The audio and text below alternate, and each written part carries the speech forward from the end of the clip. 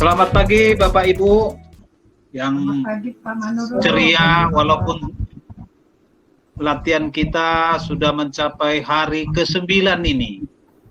Kepada Bapak Ibu, untuk sementara kita bernyanyi, nyanyi Halo Halo Bandung, satu kalimat saja. Halo, halo Bandung. Berarti sudah ikut semua. Terima kasih. Sebelum kita mulai hati kita ini, kita ada baik berdoa untuk minta kekuatan kepada Tuhan. Doa dimulai.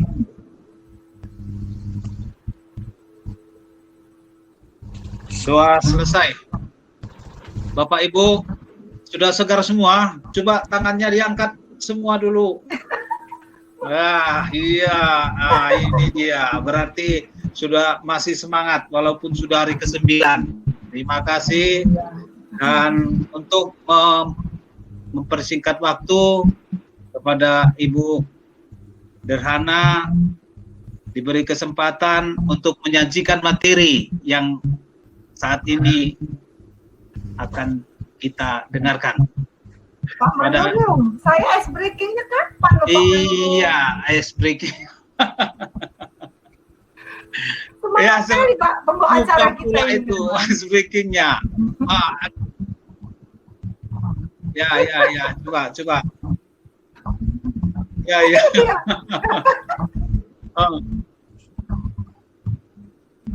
Ya. Selamat pagi Bapak Ibu. Selamat sudah pagi. sarapan semua tadi, sudah minum. Mungkin sekali dari rumah tadi semua ada di persimpangan ketemu dengan kawan-kawannya. Apa kabar? Baik-baik semua. Corona menghilang dari kita maunya kan gitu. Itu ya, semua tadi kan dari rumah pakai masker kan. Ini kita dari luar tadi, setiap kita keluar, apalagi masa pandemi sekarang ini harus pakai masker. Jangan lupa pakai masker ya Bu, Bapak. Terima kasih. Kita akan beri kesempatan kepada Ibu Ellen. Diserahkan dulu ke kita semua. Kepada Ibu Ellen. Ya. Saya ice break dulu baru kita mulai acara doa ya. Pokoknya iya. Oke lah ya gitu aja dulu, Pak ya. Ya. Saya mulai ya. Ya. Bapak Ibu kayaknya waktu sudah kita akan mulai, ternyata kita harus juga mempersiapkan, memusatkan perhatian kita dulu dan menyegarkan. Dari tadinya kita tidur, tentu pikiran kita masih tidur. Nah, saya hanya bisa buat ice breaking yang sederhana ya Bapak Ibu ya. Saya akan buat pertanyaan, mungkin juga ya, semoga Bapak Ibu juga bisa menjawabnya ya. Tapi ini jawabannya juga ya sekedar lucu-lucu aja lah Bapak Ibu. Nah, pertanyaan sederhana aja. Kenapa di komputer ada tulisan enter? Ayo. Supaya bisa diganti tampilannya, Bu. Kalau enternya nggak diganti-ganti nanti tampilannya. Ada lagi yang lain coba. Ayo. Kenapa di komputer itu ada tulisan enter?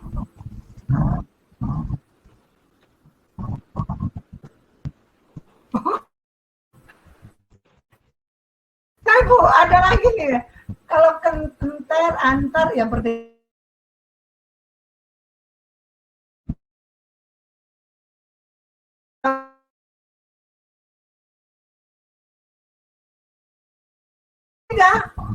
Iya, bagus pertanyaannya buat kita lebih segar lagi. Terima kasih untuk mempersiapkan sebelum kita mulai. Ini aja jawabannya dulu dengan pendapat itu. Jadi kalau kita ada tulisan enter, maka tulisannya nanti programnya jalan-jalan terus, nggak berhenti dia. Itu aja jawabannya Pak, ya. Iya.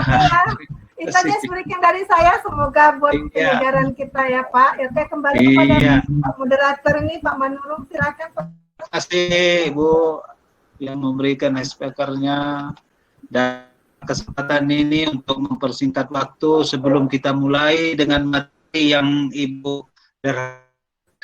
Ada baiknya kita dulu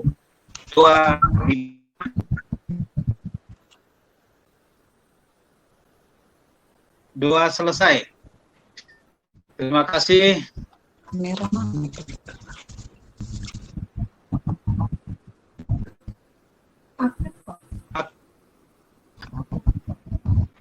Oh iya ya.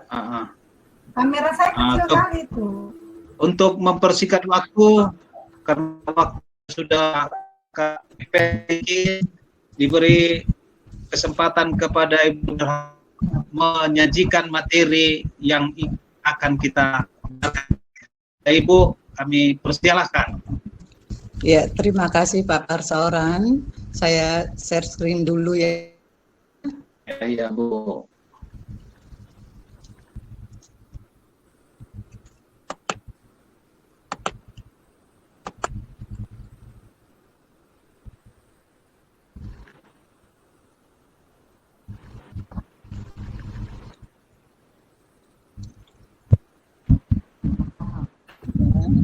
Pak Bu. Baiklah Bapak Ibu, selamat pagi Bapak Ibu semuanya. Mudah-mudahan Selamat pagi. di pagi hari ini kita semangat untuk melaksanakan kegiatan ini, apalagi kita tadi sudah dicerahkan. Baiklah, pada kesempatan ini saya akan menyampaikan materi modul ajar. Yang mana modul ajar ini sangat penting sekali, harus kita ketahui bagi kita sebagai seorang pengawas yang akan kita sampaikan kepada guru-guru kita di sekolah. Baiklah Bapak Ibu, agenda sesi kita yaitu yang pertama adalah konsep modul ajar, yang kedua komponen modul ajar. Bagaimana Bapak Ibu, sudah kelihatan? Kelihatan Bu. Baiklah Bapak Ibu, yang mana konsep modul ajar? Modul ajar adalah sejumlah alat atau sarana, media, metode petunjuk, dan pedoman yang dirancang secara sistematis dan menarik. Jadi modul ajar itu harus secara sistematis dan menarik. Yang selanjutnya, modul ajar merupakan implementasi dari alur tujuan pembelajaran yang dikembangkan dari capaian pembelajaran dengan profil pelajar Pancasila sebagai sasaran. Jadi modul ajar ini sasarannya adalah profil pelajar Pancasila. Itu yang menjadi sasaran dari modul ajar. Selanjutnya, modul ajar ini disusun sesuai dengan fase atau tahap perkembangan peserta didik, mempertimbangkan apa yang akan dipelajari dengan tujuan pembelajaran dan berbasis perkembangan jangka panjang. Jadi di sini perkembangan peserta didik itu yang perlu diperhatikan sesuai dengan fasenya. Selanjutnya, guru perlu memahami konsep mengenai modul ajar agar proses pembelajaran lebih menarik dan bermakna. Itu yang paling penting. Jadi selanjutnya Bapak Ibu sudah mengetahui bahwa modul ajar itu tadi sudah disampaikan, baru komponen daripada modul ajar. Komponen daripada modul ajar itu berisi informasi umum. Informasi umum itu terdiri dari identitas sekolah, kompetensi, kompetensi awal, profil pelajar Pancasila, sarana dan prasarana, target peserta didik, model pembelajaran yang digunakan. Jadi itulah yang harus ada pada komponen modul ajar di informasi umum. Mungkin pada K13 juga tetap ada identitas sekolah dan kompetensi yang mana di sana kompetensi inti dan sebagainya. Kemudian komponen inti berisi tujuan pembelajaran, pemahaman bermakna, pertanyaan tematik, persiapan pembelajaran, kegiatan pembelajaran, asesmen, pengayaan dan remedial, refleksi peserta didik dan guru. Jadi komponen inti ini yang memang harus ada pada modul ajar. Selanjutnya berisi daripada lampiran. Lampiran ini yaitu berisi dari lembar kerja para peserta didik, bahan-bahan dari guru, peserta didik, glosarium, daftar pustaka. Jadi itulah yang harus kita ketahui pada komponen modul ajar. Baiklah Bapak Ibu, bagaimana Bapak Ibu? Saya sudah menyampaikannya. Marilah kita mempelajari komponen modul ajar tersebut. Yang pertama tadi informasi umum, jadi identitas modul itu, jadi informasi daripada modul ajar yang akan dikembangkan, yang terdiri dari nama penyusun, institusi, dan tahun disusunnya modul ajar. Jenjang sekolah, kalau dia memang SMA, kelasnya, dan alokasi waktu. Penentuan alokasi waktu yang digunakan adalah alokasi waktu sesuai dengan pelajaran yang berlaku. Jadi Bapak Ibu, komponen modul ajar yang ditampilkan itu harus sesuai dengan profil pelajar Pancasila. Kemudian kompetensi awal adalah pengetahuan dan atau keterampilan yang perlu dimiliki siswa sebelum mempelajari topik tertentu. Kompetensi awal merupakan ukuran seberapa dalam modul ajar yang dirancang.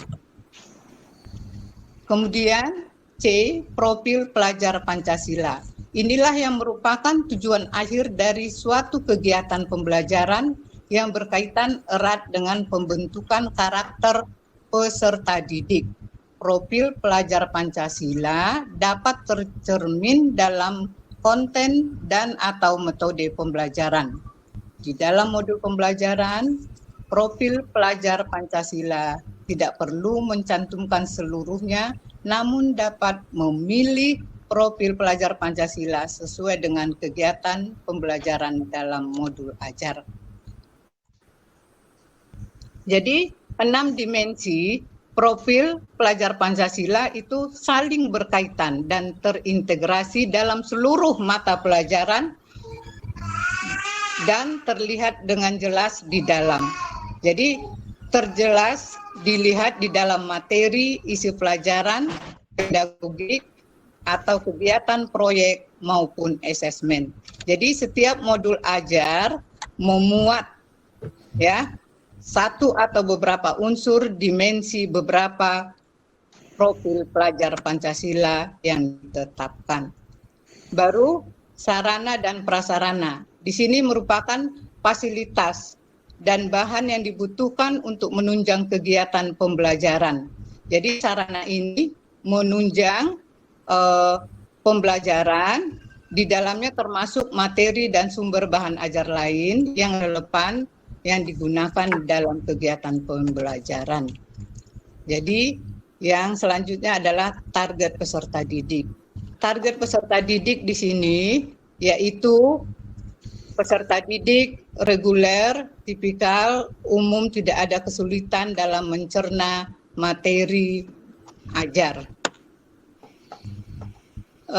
Kemudian model pembelajaran. Model pembelajaran di sini merupakan model atau kerangka pembelajaran yang memberikan gambaran sistematis pelaksanaan pembelajaran.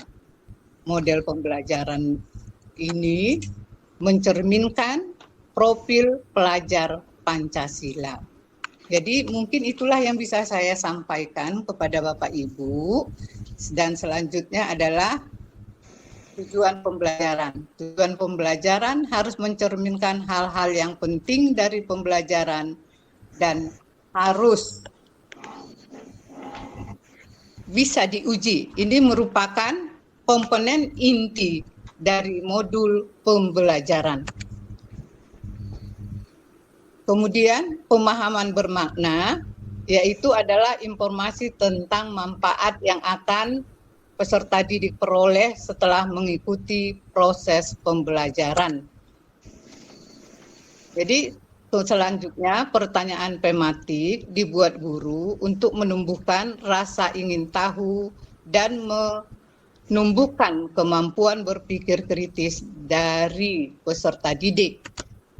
Jadi Bapak Ibu, selanjutnya adalah kegiatan pembelajaran. Urutan kegiatan pembelajaran inti dalam bentuk langkah-langkah kegiatan pembelajaran yang dituangkan secara konkret, disertakan opsi pembelajaran alternatif dan langkah untuk menyesuaikan kebutuhan belajar siswa. Kemudian yang terakhir adalah assessment. Assessment digunakan untuk mengukur capaian pembelajaran di akhir kegiatan. Kriteria pencapaian harus ditentukan dengan jelas sesuai dengan tujuan pembelajaran yang ditetapkan. Jadi jenis assessment ini ada yang sebelum pembelajaran atau diagnostik, kemudian assessment selama proses pembelajaran yaitu formatif, dan assessment pada akhir proses pembelajaran yaitu sumatif. Jadi di sini perlu setelah assessment itu kita laksanakan, perlu adanya pengayaan yang mana diberikan kepada peserta didik dengan capaian tinggi agar mereka dapat mengembangkan potensinya secara optimal. Kemudian remedial diberikan kepada peserta didik yang membutuhkan bimbingan untuk memahami materi atau pembelajaran mengulang materi tersebut. Jadi selanjutnya lampiran 3 yaitu lembar kerja peserta didik. Lembar kerja ini ditujukan untuk peserta didik, bukan guru, dan dapat diperbanyak sesuai kebutuhan untuk kepentingan siswa sendiri. Kemudian bahan bacaan guru dan peserta didik. Bahan bacaan guru ini merupakan acuan dan peserta didik juga sebagai pemantik sebelum kegiatan dimulai atau memperdalam pemahaman materi pada saat atau akhir pembelajaran. Baru glosarium dan daftar pustaka. Ini merupakan sumber-sumber referensi daripada seorang guru untuk mengembangkan modul ajar. Baiklah, Bapak Ibu, saya telah menyampaikan komponen modul ajar. Untuk itu, mudah-mudahan nanti dapat menjadi bahan untuk kita menyampaikan bahan tersebut kepada guru kalau kita berangkat ke sekolah. Terima kasih. Bagaimana Bapak Ibu? Demikian. Terima kasih Bu. Terima kasih. Terima kasih Bu Ida.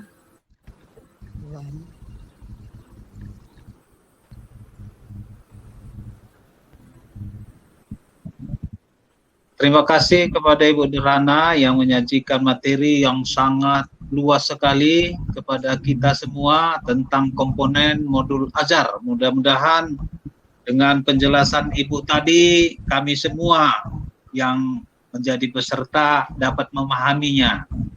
Dan kepada Bapak Ibu diberi kesempatan masih, kalau kurang jelas masih diberi kesempatan untuk bertanya.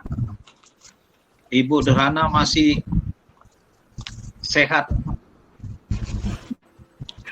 Kayaknya jelas sekali ya Pak Manurung ya, tapi iya, masih ada juga yang mau saya tanyakan ini. Tanya aja Bu. Pemaparan Bu Dirana ini. Oke Bu ya. Kayaknya itu ada juga yang ada apa di pikiran saya nih. Dari yang Ibu paparkan tadi, ada yang menjadi bahan pemikiran saya. Jadi sebenarnya apa yang dimaksud dengan pemahaman bermakna dalam modul ajar itu ya Bu Dar? Oh iya, terima kasih Helen. Akan saya sampaikan juga bahwa yang dimaksud dengan pemahaman bermakna dalam modul ajar yaitu informasi yang bermanfaat bagi peserta didik. Kalau dikatakan bermakna, berarti. Jadi di sini informasi tersebut sangat bermanfaat bagi peserta didik setelah mengikuti proses pembelajaran yang telah diterapkan oleh seorang guru. Jadi itu dia sesuai dengan profil pelajar Pancasila. Bagaimana Bu Ellen? Makasih Bu, itu kan saya pikir apa yang bermakna. Oke, udah jelas sekali Bu Derhana. Terima kasih buat jawabannya. Terima kasih. Ya, coba.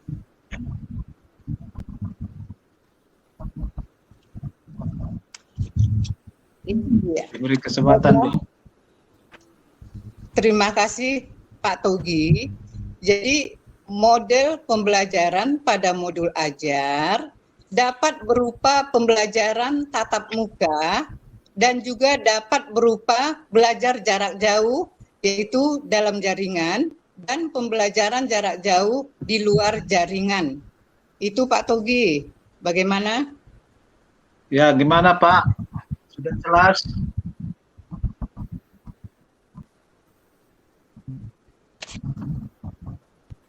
Iya, pertanyaan pemantik. Iya.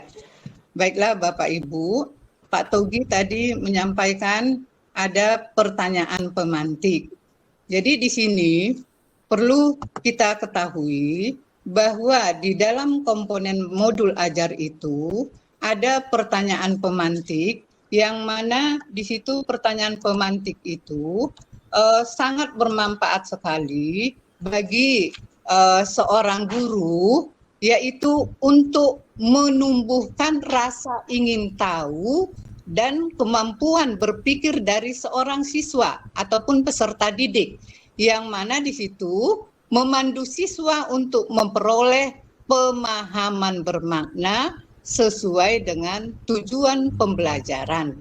Jadi di situ contohnya dalam pelajaran bahasa Indonesia, di situ ada beberapa contoh yang mendorong pemantik daripada siswa. Pertanyaannya, apa yang membuat sebuah cerpen itu menarik untuk dibaca? Jadi itulah merupakan contoh pertanyaannya. Jadi iya, memancing peserta didik untuk mau belajar, atau boleh dikatakan untuk memotivasi siswa atau peserta didik mengikuti pelajaran yang sedang berlangsung. Begitu Pak Togi. Iya, terima kasih.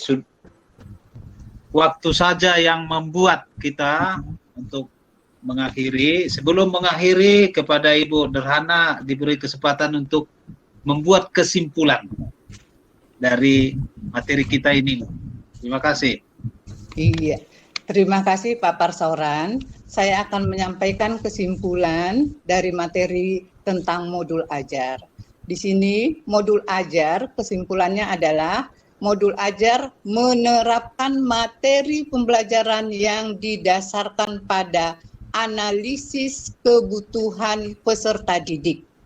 Modul ajar memiliki tujuan akhir, yaitu peserta didik, karena modul ajar ini merupakan modul pembelajaran yang dikemas dalam bahan ajar yang disusun secara sistematis, menarik, dan mudah dipahami dan dipelajari secara mandiri, sehingga bisa membentuk siswa yang memiliki profil pelajar Pancasila. Demikianlah kesimpulan Terima kasih. Terima kasih Bu, sudah memberikan pencerahan kepada kami semua. Iya, di akhir sesi kita ini, karena waktu saja yang membuat, sudah kita akhiri saja pada sesi ini. Sebelum kita mengakhiri sesi kita, ada baiknya kita berdoa terlebih dahulu. Doa dimulai. Doa selesai. Oke. Bapak Ibu sudah berakhir. Terima kasih. Terima kasih.